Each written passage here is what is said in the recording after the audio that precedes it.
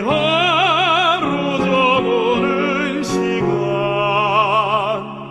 주님을 사모해. 보랏빛 석양 하늘 가득하고 저 멀리 우뚝 솟은 높은 산, 노을에 물든 아름다운 계곡, 모두 다 주의 사랑 나타내. 당신께 향한 마음 주 받아 주옵소서. 이 하루 저무는 시간 주님을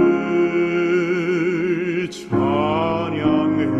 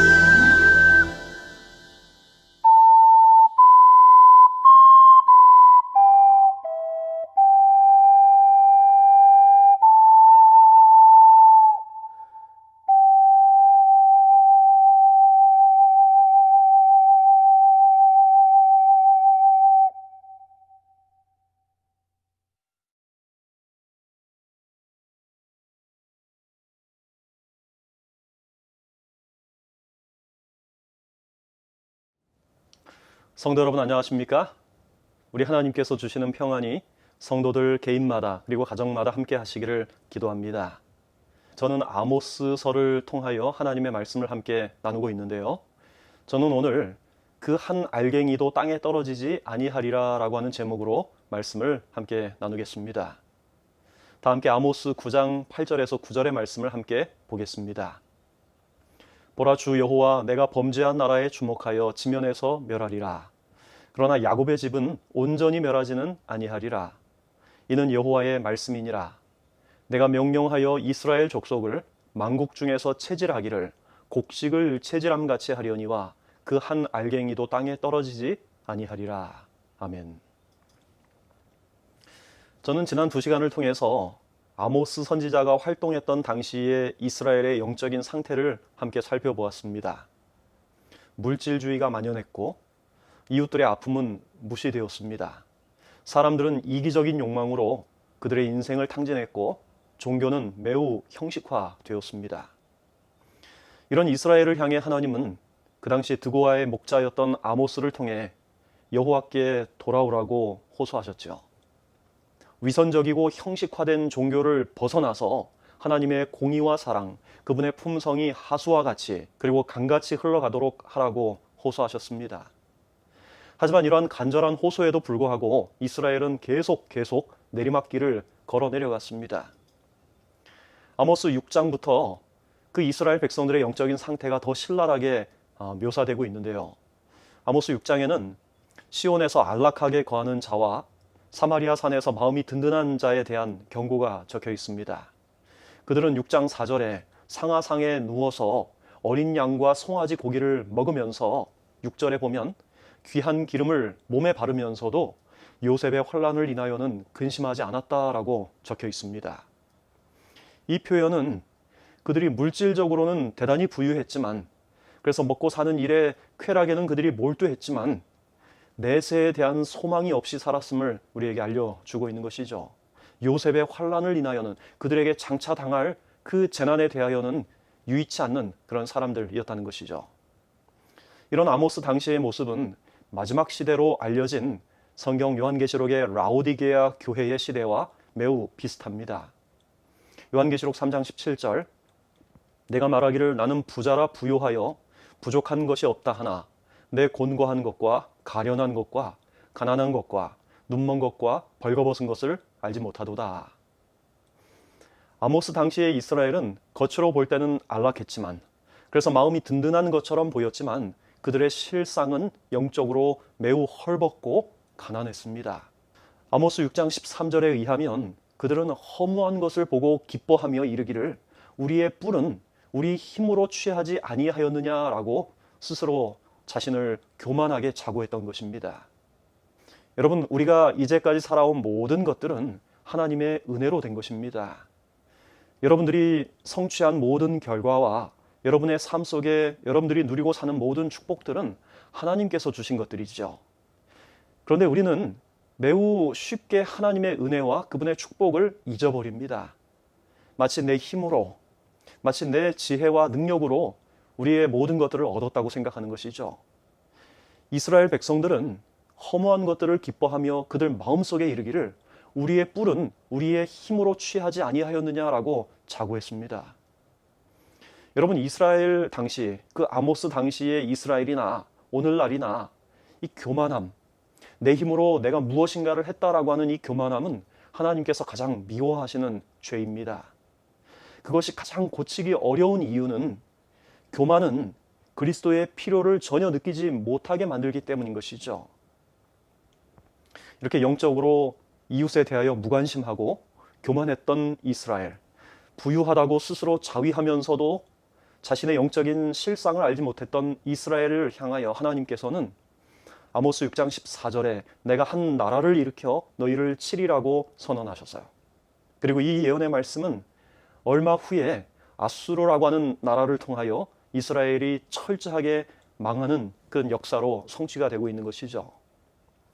아모스 7장 1절부터 9장 10절까지는 이스라엘에 대한 심판의 경고로 주어진 5가지의 이상이 소개되고 있습니다. 그 5가지 이상은 이렇습니다. 연한 풀을 다 먹어버리는 황충의 이상, 큰 바다와 육지를 집어삼키려는 불의 이상, 그리고 다림줄의 이상, 너무나 익어서 못쓰게 된 여름 실과의 이상, 그리고 심판의 이상입니다. 그런데 처음 2개의 이상과 나머지 3개의 이상에는 중요한 한 가지 차이점이 있습니다. 첫 2 이상에서는 하나님께서 그들에게 이 심판을 베푸시면서 용서하시고 뜻을 돌이키시는 데 반하여 나머지 이상은 용서가 없고 곧바로 하나님의 심판이 집행이 되는 것입니다. 아모스 7장 8절, 내가 다림줄을 내 백성 이스라엘 가운데 베풀고 다시는 용서하지 아니하리니. 8장 2절, 내 백성 이스라엘의 끝이 이르렀은즉 내가 다시는 저를 용서치 아니하리니. 9장 1절 2절, 그 중에 하나도 피하지 못하리라. 저희가 파고 음부에 들어갈지라도 내 손이 거기서 취하여 낼 것이요 하늘에 올라갈지라도 내가 거기서 취하여 내려올 것이며, 이처럼 그 뒤에 나오는 새 이상에는 하나님의 용서가 나타나지 않습니다. 곧바로 하나님의 심판이 집행이 되는 것이죠. 왜 처음 이상에는 하나님께서 용서를 베푸시지만 그 나머지 세 이상에는 하나님의 용서가 나타나지 않을까요? 그 이유를 알려주는 단서를 우리는 아모스 7장 2절과 5절에서 찾을 수 있습니다. 주 여호와여 청컨대 사하소서, 야곱이 미약하오니 어떻게 서리이까? 7장 5절, 주 여호와여 청컨대 그치소서, 야곱이 미약하오니 어떻게 서리이까? 이 말씀에서 보는 것처럼 처음 두 이상, 황충의 이상과 불의 이상에서는 아모스 선지자의 중보가 등장하는 것입니다. 황충이 들의 연한 풀들을 다 먹어치울 때, 그리고 하나님의 불이 큰 바다와 육지를 모두 집어삼키려 할 때 아모스가 하나님 앞에 간구하는 것입니다. 여호와여 사하소서, 여호와여 그치소서, 야곱이 이처럼 미약하니 어떻게 설 수 있겠습니까? 이때 하나님께서 이 아모스의 간구를 들으셔요. 여러분이 이스라엘을 위한 이 아모스의 중보는 죄인들을 향한 그리스도의 중보 사역을 우리에게 보여주는 것입니다. 로마서 8장 34절의 말씀, 누가 정죄하리요? 죽으실 뿐 아니라 다시 살아나신 이는 그리스도 예수시니 그는 하나님 우편에 계신 자요 우리를 위하여 간구하시는 자시니라. 히브리서 7장 25절, 그러므로 자기를 힘입어 하나님께 나아가는 자들을 온전히 구원하실 수 있으니 이는 그가 항상 살아서 저희를 위하여 간구하심이라. 우리 예수 그리스도께서는 죄인들을 위하여 하나님 앞에 간구하시는 중보자로 성경은 계속 묘사하고 있습니다. 마치 아모스가 죄로 인하여 멸망에 처한 이스라엘을 위하여 하나님 앞에 간구했던 것처럼 예수 그리스도께서는 죄로 인해 죽을 수밖에 없는 우리 죄인들을 위하여 하나님 앞에 간구하시는 중보자로 서시는 것이죠.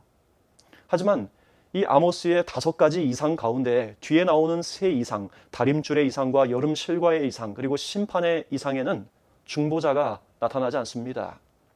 그러므로 첫 두 이상이 그리스도께서 하늘 지성소에서 죄인들을 위해 중보의 사역을 하고 계시는 동안 이 땅에 있는 죄인들을 향한 하나님의 긍휼을 보여주는 장면이라면, 나머지 세 이상은 그리스도께서 중보 사역을 마치신 후에 이 땅에 있을 광경을 묘사하는 것이라고 할 수 있습니다.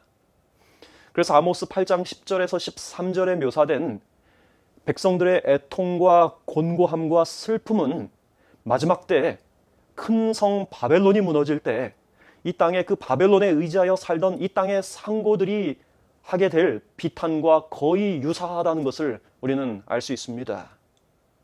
그리고 엘렌 화이트는 아모스 8장 10절부터 13절에 묘사된 이 말씀의 기근을 그리스도의 중보 사역이 마친 다음에 이 땅에 임하게 될 마지막 7재앙의 때와 연결해서 그것을 설명하고 있는 것이죠.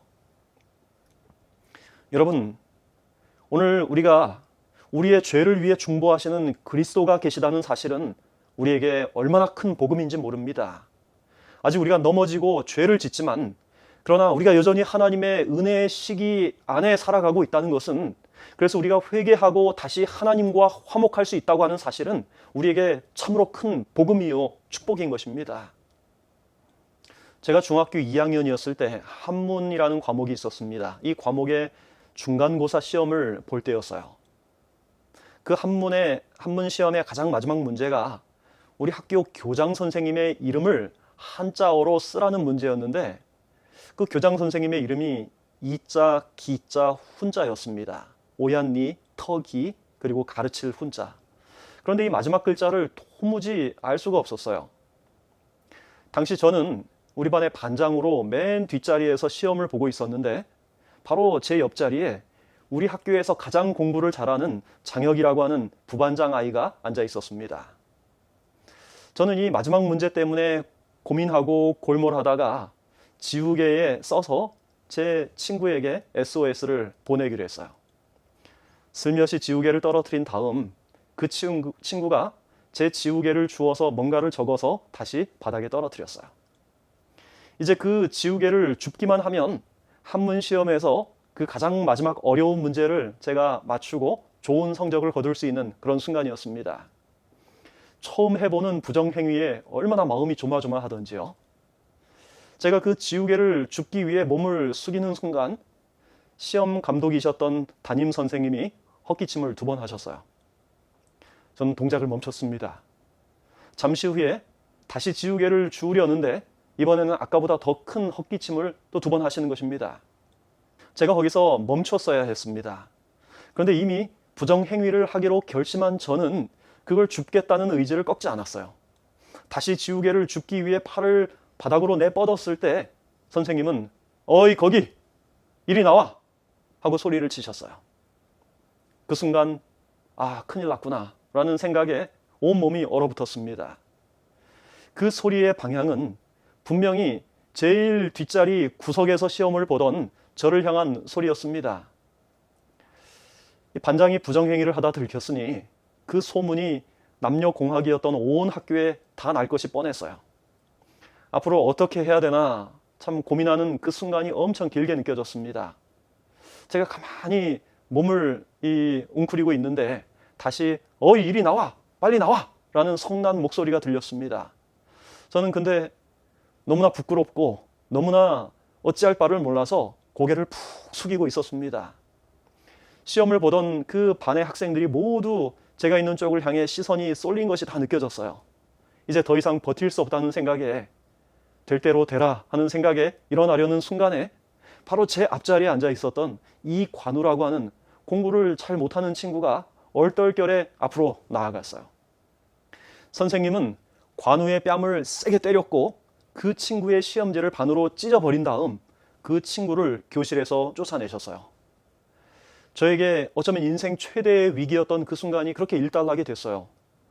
당시 저는 그 공부 잘 못하는 그 친구의 별명이 똥관우였는데 제가 그 친구를 똥관우라고 놀렸었는데 제가 놀렸던 그 친구를 통해서 저는 어린 시절에 대속의 개념을 처음으로 실감했어요.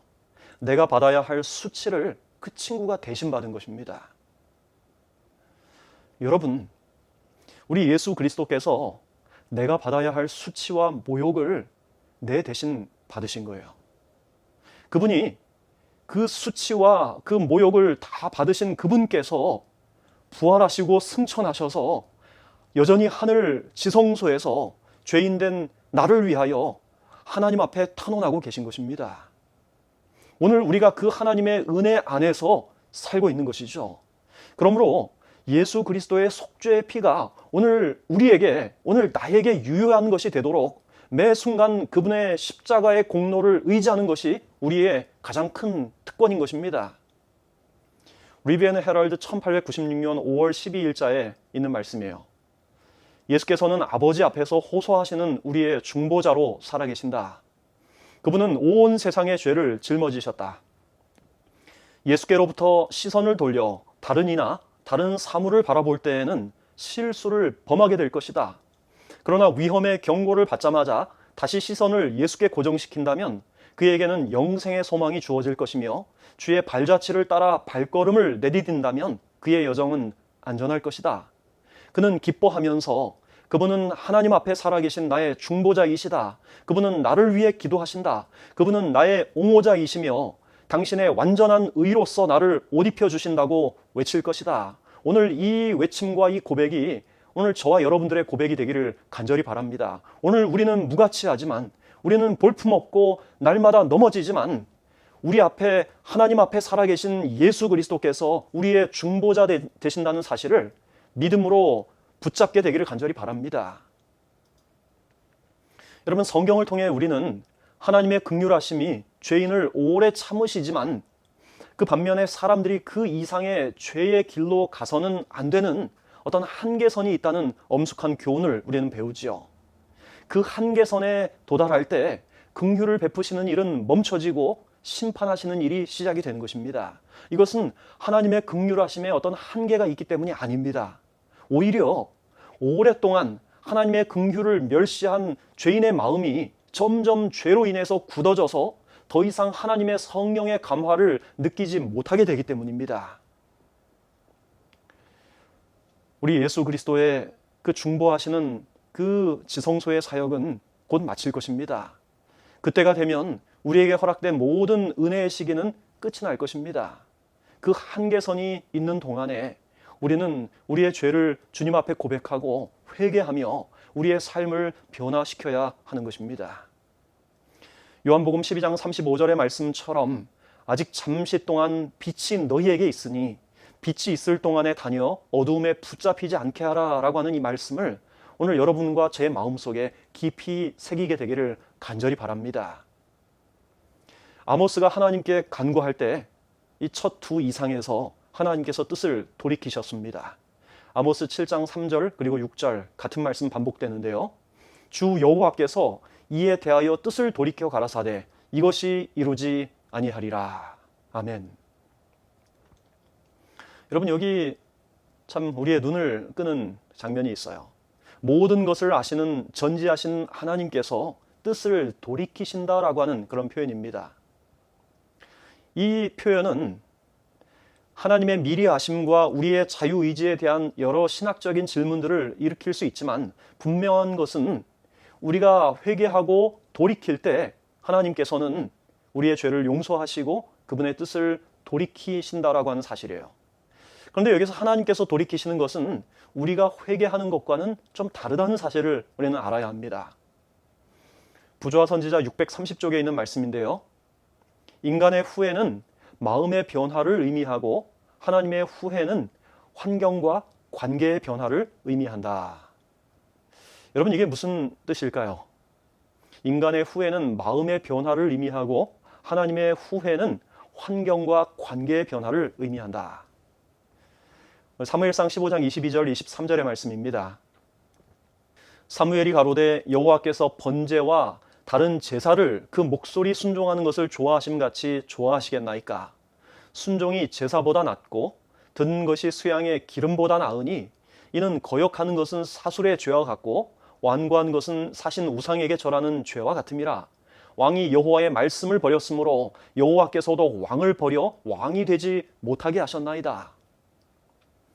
사울이 아말렉과의 전쟁에서 하나님의 뜻을 따르지 않고 양과 소의 귀한 것들을 남겨두었습니다. 그때 하나님은 사무엘을 통해서 순종이 제사보다 낫다고 말씀하셔요.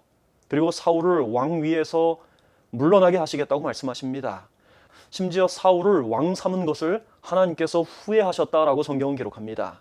여러분, 사울의 불순종 때문에 하나님의 마음이 바뀌었습니까? 하나님이 사람처럼 변덕스러우신가요? 복음교역자 269쪽에 있는 말씀인데요. 하나님께서는 당신의 섭리 가운데에서 품성 건설의 성취를 위해 변화가 반드시 있어야 할 것을 보실 때에는 평탄한 생애를 방해하신다. 그리고 또 하나님께서 어떤 교역자에게서 당신과 더욱 친밀히 교제하여야 할 필요가 있음을 보실 때에는 이것을 이루시기 위해서 그를 친구와 친지들과 헤어지게 하신다. 여러분, 이게 무슨 말입니까? 하나님께서는 우리를 하늘로 인도하시는데 우리에게 반드시 변화되어야 하는 어떤 부분이 있으면 그것을 버릴 수밖에 없는 상황으로 우리를 이끄신다는 말입니다. 그게 재물이 될 수도 있고 건강이 될 수도 있고 심지어 사랑하는 사람들과의 관계가 될 수도 있는 것입니다. 이것은 역설적이지만 우리를 끝내 하늘로 데려가시기 위한 하나님의 사랑 때문이지 우리를 징벌하시기 위한 그분의 징계가 아닌 것입니다. 사울이 하나님의 뜻을 떠난 순간에도 사울을 향한 하나님의 사랑은 변하지 않았어요. 아니, 오히려 사울 때문에 온 밤을 근심했던 이 사무엘의 모습은 바로 그를 사랑하셔서 그를 마음 아파하는 하나님의 모습입니다. 하지만 하나님은 사울을 둘러싼 환경과 그의 관계를 바꾸기를 원하셨어요. 왜냐하면 사울이 왕의 자리에 계속 있는 한 그가 영생을 잃어버릴 것을 하나님께서 아셨기 때문이죠. 그래서 하나님은 사울을 살리시기 위해 그를 왕의 자리에서 내려오도록 결정하신 것입니다. 이것이 사울을 향한 하나님의 후회였습니다. 이것이 사울이 처한 환경과 관계를 변화시키는 하나님의 후회하심의 방법이었어요. 여러분, 창세기 18장 20절 21절에 보면 흥미있는 한 표현이 나옵니다. 여호와께서 또 가라사대 소돔과 고모라에 대한 부르짖음이 크고 그 죄악이 심히 중하니 내가 이제 내려가서 그 모든 행한 것이 과연 내게 들린 부르짖음과 같은지 그렇지 않은지 내가 보고 알려 하노라. 여러분, 하나님은 소돔과 고모라의 죄를 이미 다 알고 계셨어요. 거기서 무슨 일이 벌어지는지 하나님 다 보고 계셨습니다. 그런데 하나님은 내가 내려가서 보고 알려 하노라고 말씀하셨어요. 그래서 바로 그날 저녁 하나님은 행인의 모습으로 가장하여 소돔을 방문하셨죠. 그리고 그날 밤 하늘로부터 온 이 행인들이 롯의 집에서 겪었던 그 경험은 소돔의 죄악을 여과 없이 우리에게 보여줍니다. 그런데 여러분, 이 모습은 곰곰이 생각해 보아야 할 내용입니다. 하나님이 정말 소돔의 죄악을 알기 위해서, 그 소돔의 죄악을 몰라서 그것을 알기 위해서 그날 그곳에 가셨을까요? 만약 하나님께서 그날 그곳에 가시지 않았더라면 롯과 그 가족이 구원을 얻었을까요? 여러분, 뒤를 돌아보아서 소금 기둥이 되었던 롯의 아내나 그리고 아버지에게 술을 마시게 해서 동침했던 두 딸의 모습을 통해서 그 롯의 가족들 역시 소돔의 죄악에 매우 깊이 동화되었던 것을 우리는 알 수 있어요. 창세기 19장 16절에 의하면 하늘의 행인들이 그 지체하는 롯과 그 가족들의 손을 잡아서 이끌어내었던 것을 보면 그날 그 방문이 없었다면 어쩌면 롯과 그 온 가족마저도 그 멸망하는 소돔에서 구원받지 못했을 것입니다. 하지만 하나님은 멸망하는 소돔으로부터 롯을 기억하셨어요. 하나님께서 소돔을 가신 이유는 구원받을 사람이 더 있지 않을까 하는 기대를 가지고 그들을 구원하기 위하여, 그들을 그 소돔에서 이끌어내기 위해서 그 구원받을 백성들을 찾으러 가셨다라고 하는 사실을 우리는 알 수 있는 것입니다. 부조화 선지자 168쪽은 이 롯에 대해서 그는 마침내 불에서 꺼낸 그슬린 나무처럼 구원을 받았다라고 적고 있습니다. 여러분, 롯이요, 비록 흠이 많았지만, 비록 소돔의 죄와 그가 깊이 동화되어 있었지만 하나님은 그 하나님의 뜻 때문에 소돔에 벌어지는 여러 죄악 때문에 마음에 근심하고 어찌할 바 모르는 그 사람을 의인으로 여기시고 그를 건져내신 것입니다. 우리가 제일 처음에 읽었었던 아모스 9장 9절의 말씀을 다시 한번 보겠습니다. 내가 명령하여 이스라엘 족속을 만국 중에서 채질하기를 곡식을 채질함같이 하려니와 그 한 알갱이도 땅에 떨어지지 아니하리라. 제가 참 좋아하는 말씀입니다. 하나님께서 그분의 백성들을 곡식을 채질하는 것처럼 하지만은 그 한 알갱이, 곡식 알곡 하나도 땅에 떨어지지 않도록 하신다는 것입니다. 이스라엘의 죄로 인해 아주 철저한 파멸 속에서도 우리는 여전히 하나님의 긍휼하심과 그분의 사랑을 보는 것입니다. 하나님께서 그분의 백성들을 채질하시지만 그 한 알갱이도 땅에 떨어지지 않게 하시는 것입니다. 여기에 이 알갱이라고 번역된 이 단어는 히브리어 체로르라고 하는 단어인데요. 이 단어는 두 가지 뜻을 가지고 있어요.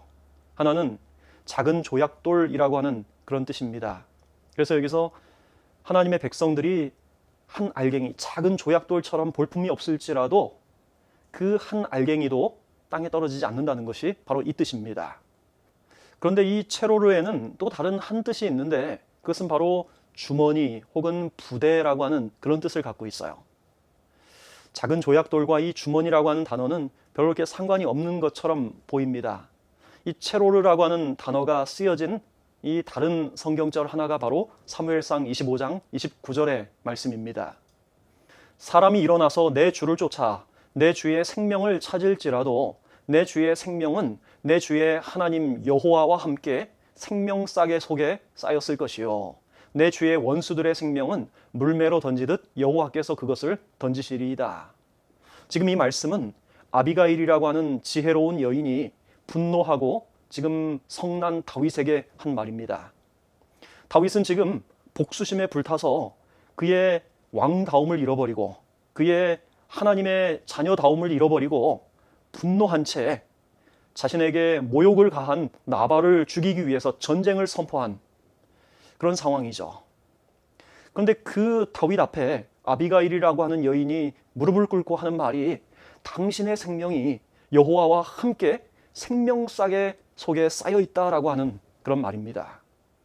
여기 사용된 이 생명싸개라고 하는 단어가 바로 우리가 아모스 9장 9절에서 읽었던 알갱이, 한 알갱이도 땅에 떨어지지 아니하리라고 하는 이 알갱이로 번역된 체로르입니다. 체로르. 주머니라는 뜻이죠. 다윗의 생명이 하나님과 함께 주머니에 쌓여 있다는 것이에요. 체로르라고 한 단어입니다. 하나님께서 허물 많은 그분의 백성들을 생명싸개로 싸셔서 보호하시는 것입니다. 마치 롯을 생명싸개로 싸셔서 생명보자기로 그를 싸셔서 그 소돔에서 건져내신 것처럼 말이죠.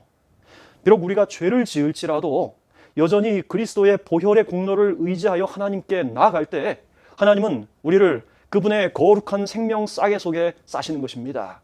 그리고 성령께서 우리가 그분께 굴복할 때 우리 안에서 새 사람을 창조해 주시는 것입니다. 그분의 생명싸개 속에서 우리를 새롭게 창조해 주시는 것이에요. 그게 바로 아모스 9장이 우리에게 말하는 궁극적인 회복입니다. 여러분, 우리 스스로는 우리의 죄와 우리의 허물을 고칠 수가 없어요. 우리 스스로는 하나님의 거룩한 백성으로 될 수가 없습니다. 우리 스스로는 우리 안에 있는 이 죄의 문제를 해결할 수가 없어요. 자유케 될 수 없습니다. 그러나 하나님께서 그리스도의 십자가의 중보를 의지하는 하나님의 백성들을 생명싸개로 싸시는 것이에요. 그들이 허물 많고 죄 많고 그들이 날마다 넘어질지라도 다시 하나님의 은혜 안에서 성령께 자신을 굴복할 때 하나님은 그들을 생명싸개로 싸셔서 다시 회복하시는 것입니다. 그것이 아모스 9장이 말하는 회복이에요. 아모스 9장 11절, 그날에 내가 다윗의 무너진 천막을 일으키고 그 틈을 막으며 그 퇴락한 것을 일으키고 옛적과 같이 세우고, 9장 15절, 내가 저희를 그 본토에 심으리니 저희가 나의 준 땅에서 다시 뽑히지 아니하리라. 이는 내 하나님 여호와의 말씀이니라. 아멘. 여러분, 저와 여러분의 삶이 무너진 천막 같지 않습니까? 다 퇴락한 것 같지 않습니까? 틈이 벌어진 것 같지 않습니까? 뽑혀져서 죽어가고 있지 않습니까? 그러나 하나님께서 우리의 무너진 천막을 다시 일으켜 세우기를 원하셔요. 퇴락한 것을 다시 일으키고 옛적과 같이 다시 새롭게 하시기를 원합니다. 뽑혀진 우리를 하나님의 땅에 다시 심기를 원하십니다.